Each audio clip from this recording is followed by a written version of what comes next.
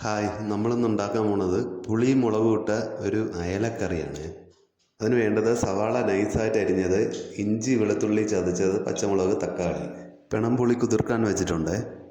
ഞങ്ങളിവിടെ സൺഫ്ലവർ ഓയിലാണ് ഉപയോഗിക്കുന്നത്. ഓയിൽ ചൂടായി വരുമ്പോഴത്തേക്ക് ഉലുവ ഇട്ട് പൊട്ടിക്കുക. അത് കഴിഞ്ഞിട്ട് പച്ചമുളക് വാരി തള്ളി കൊടുക്കണം. പിന്നെ ചതച്ച് വെച്ച ഇഞ്ചി വെളുത്തുള്ളിയും ഇട്ട് കൊടുക്കണം. പിന്നെ ഇതൊക്കെ ഒന്ന് മൂത്ത് വരാൻ വേണ്ടിയിട്ടുള്ള സമയം കൊടുക്കണം. ഞങ്ങളിവിടെ ഇങ്ങനെയൊക്കെയാണ് ഉപയോഗിക്കുന്നത്. കൃത്രിമമായിട്ട് യാതൊരു പൊടികളുമില്ല, എല്ലാം നാച്ചുറലാണ്.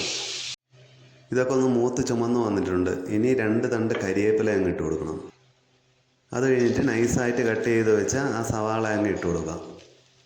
സവാള ഒന്ന് വാടി വരുമ്പോൾ അല്പം മഞ്ഞൾപ്പൊടിയും ആവശ്യത്തിനുള്ള ഉപ്പും കൂടെ ചേർത്ത് കൊടുക്കുക.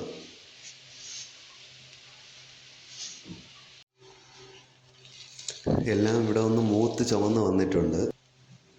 ഇനി പൊടികൾ ചേർത്ത് കൊടുക്കാം.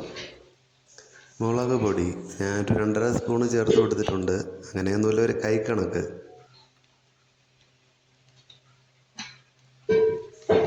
അല്പം കുരുമുളക് പൊടിയും കൂടെ ചേർത്ത് കൊടുക്കാം. ഇനി ഈ പൊടികൾ കരിഞ്ഞു പോകാതെ ഒന്ന് മൂത്ത് വരണം. എന്നിട്ട് കട്ട് ചെയ്ത് വെച്ച തക്കാളി അങ്ങ് ഇട്ട് കൊടുക്കാം. തക്കാളി വെന്ത് പേസ്റ്റായി ഇതിൻ്റെ കൂടെ ചേരണം. ഇനി കുതിർത്ത് വെച്ച കുടംപുളി ഇതിൻ്റെ കൂടെ ചേർത്ത് കൊടുക്കുക.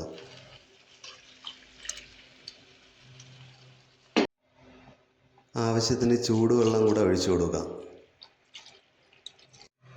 ഒരു തണ്ട് കരിവേപ്പിലയും കൂടെ ഇണിഞ്ഞിട്ട് കൊടുക്കുക. ഇനി അടച്ചു വെച്ച് ഇതൊന്ന് വെട്ടി തിളക്കട്ടെ. ഇനി മീൻ ഇട്ട് കൊടുക്കാം. നമ്മളിവിടെ നല്ല ഫ്രഷ് അയല മീനാണ് എടുത്തിട്ടുള്ളത്.